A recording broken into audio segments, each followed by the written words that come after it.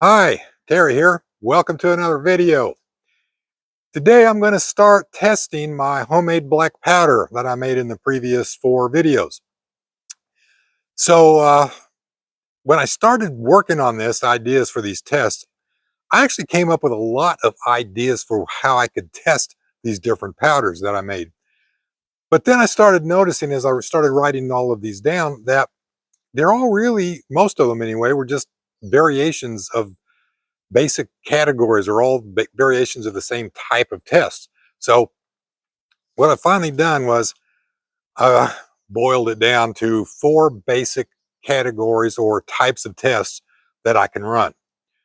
Open air burn rate, accuracy, penetrating power, and cleanliness. 4 tests. So if you're wondering why didn't I include muzzle velocity, for example, in that? Well, that's kind of included in the penetration test because I think it's just, goes without saying that the greater penetration we get at a certain distance, the more muzzle velocity we have, right? And that also goes with range also, as well as accuracy. So you combine accuracy and penetrating power at a given distance, really, you've got more muzzle velocity and you're going to get greater overall range. So I don't think I really need to do those tests. So yeah, well, on the surface, that seems kind of easy and straightforward. You got to remember that I made 2 different types of powder, actually 3. I made a medieval serpentine, then I made some corned black powder following the slurry method, and I made some corned powder following the ball mill method, which I ran for 7 hours. So there's 3 types of powder and 4 types of tests. So there's 12 tests to run right off the bat. Only it gets a little more complicated than that because after filming my last part 4 on that, the question came up as to what effect, if any, ball mill time running in the mill, could have on the finished quality of the black powder. So I ran another batch in the ball mill for 14 hours. Then I ran another batch for 28 hours. Now, why 14 and 28? Well, it's because I ran the first batch at 7. So I wanted to double. So I went from 7 to 14 to 28 just to see what kind of effect that has. So now I've got medieval serpentine, I've got slurry, I've got ball mill ran for 7 hours, ball mill ran for 14 hours, and ball mill ran for 28 hours. That's 5 different powders and 4 different tests for a grand total of 20 tests that I need to run, which is way too much for one video.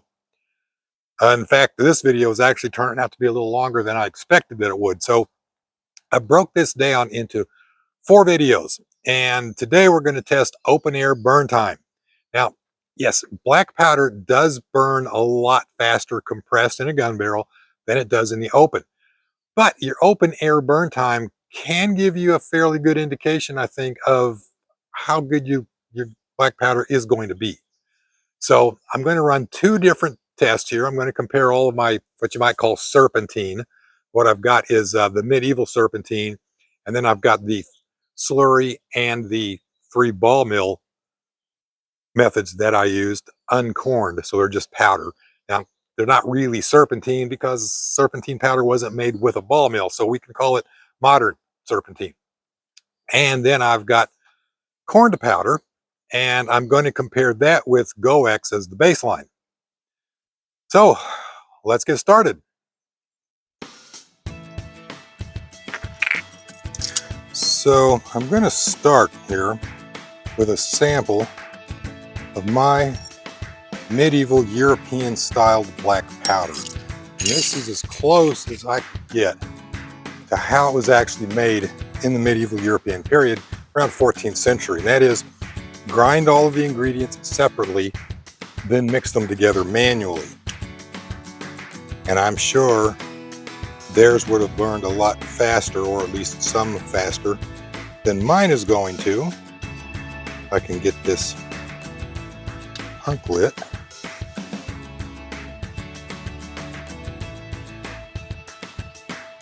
medieval powder. Now let's try over here so I don't get any embers on it. A 1/4 teaspoon of slurry made serpentine powder. We can call this modern serpentine. And this would be some powder that I made with the slurry method prior to corning it.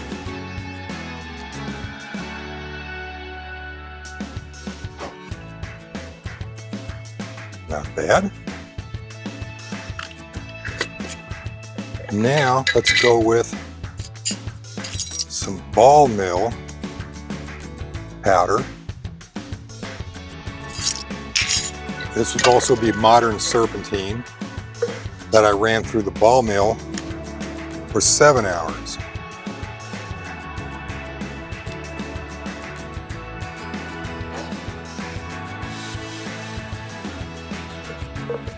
Now let's follow that up with a sample of serpentine powder, modern serpentine powder. 1/4 teaspoon. Running it through the ball mill for 14 hours.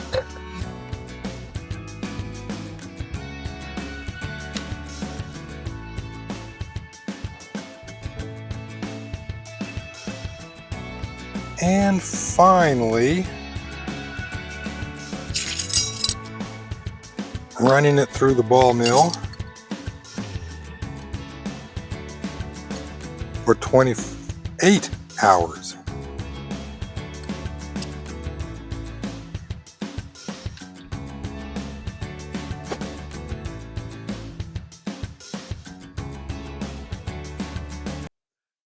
Okay, I'm back and I've ran the numbers and here's what I've got. With the medieval serpentine method, 2.04 seconds.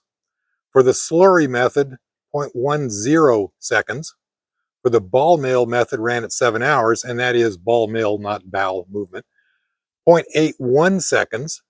For the ball mill method, ran at 14 hours, 0.04 seconds. And for the ball mill, ran at 28 hours, 0.07 seconds. I said 0.04 seconds, 0.40 seconds, sorry. So, yeah, the serpentine, of course, it might run a little faster if I ran it longer. The slurry, I'm not sure what's going on with that, really why it's so much faster than the ball mill. The only thing I can think is that it would kind of make sense when, you know, you've got the potassium nitrate dissolved in the water, and then you mix in your charcoal and your sulfur, and it's all blended together very well. Yeah, it might turn out to have a more of an even mixture than in the ball mill. It's actually equivalent down to the ball mill ran at 28 hours, 7 seconds, 0.07 seconds. So 0.10, 0.07. So that would put the slurry method up even with running it through a ball mill for 28 hours. Okay, so this is uncorned and serpentine. Let's go back over to the porch and let's look at the corned powder. So first, let's do a 1/4 teaspoon of GoX to sort of set the standards, the baseline, you could say. This is triple F. This will all be triple F. So triple F GoX. Pretty good. Now, let's do a 1/4 teaspoon of slurry powder.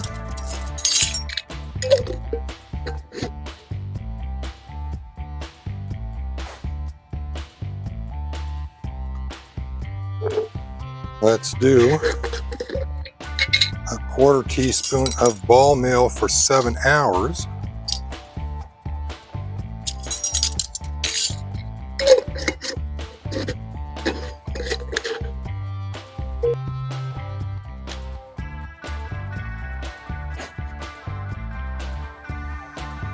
Now we'll try a 1/4 teaspoon of ball mill, ran for 14 hours.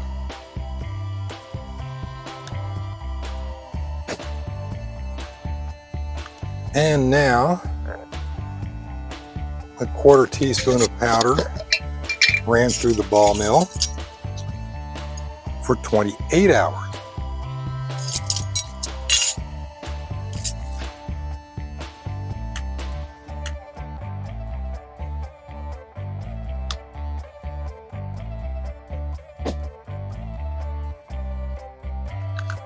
And just to compare that, I'm going to recreate a teaspoon of powder that I made last year and have had stored in a jar with a silica gel desiccant.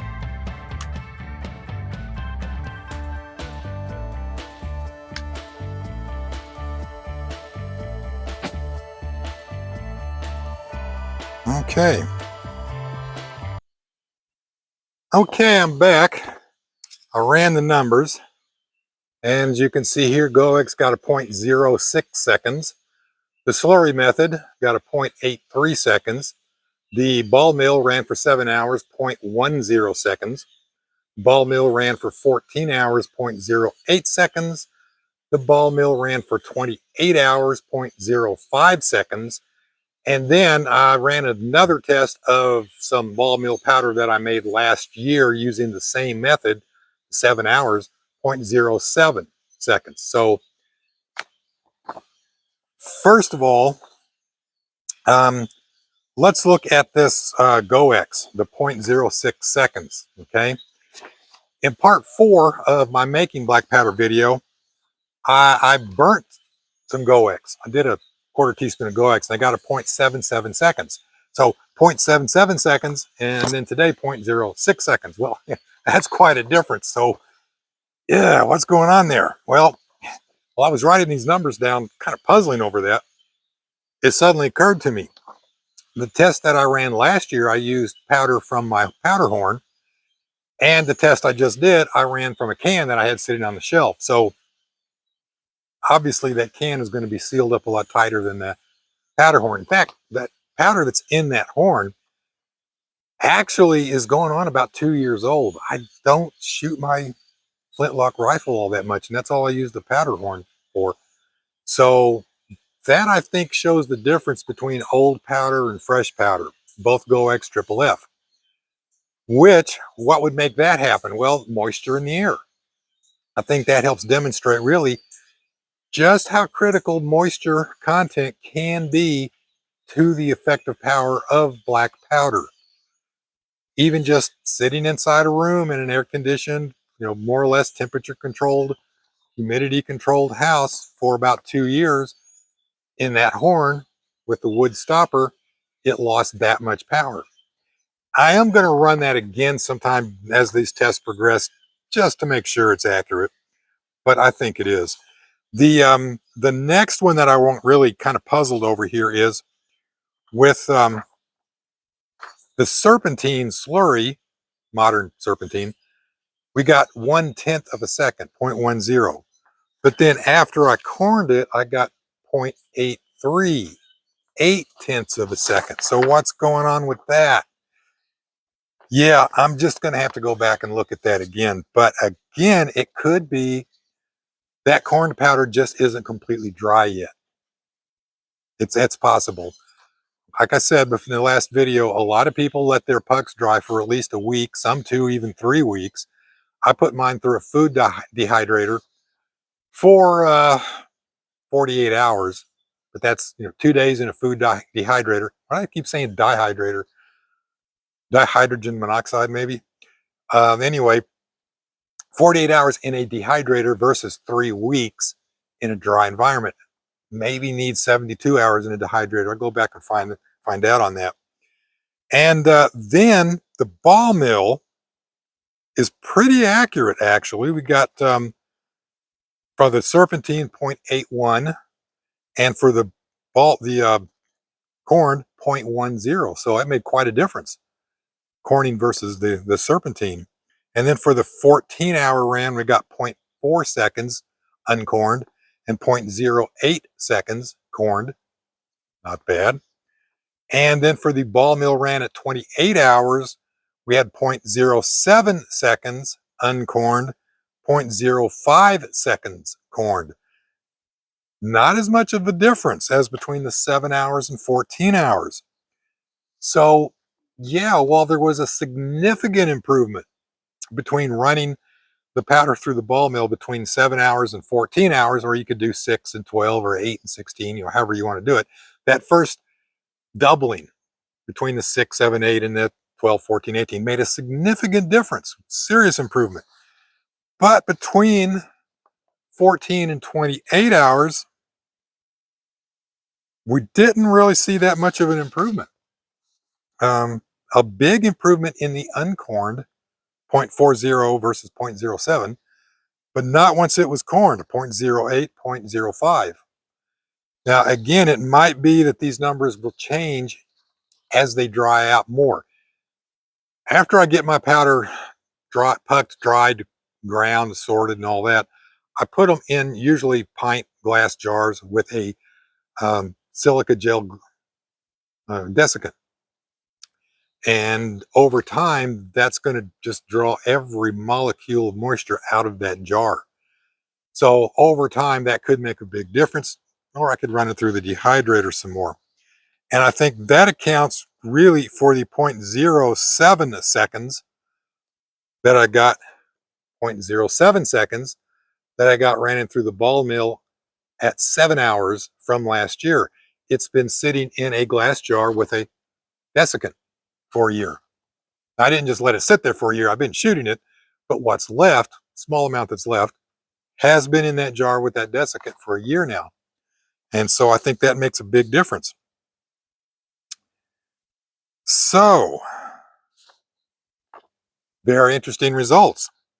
I'm going to go back and look at that slurry method again, testing on that again. I am going to put all this stuff back in the dehydrator, not dihydrogen monoxide, dehydrator. I'm going to give them another 24 hours anyway. I'll test it, and then I'll give it another 24 and I'll test it. If I see any significant changes, noticeable, measurable changes, I'll report that in a follow-up video. Otherwise, we're going to move on to the next test, which is accuracy, coming up in part 2. So stick around. And thanks for watching. Be sure and click that like and subscribe button if you haven't already. And see you next time.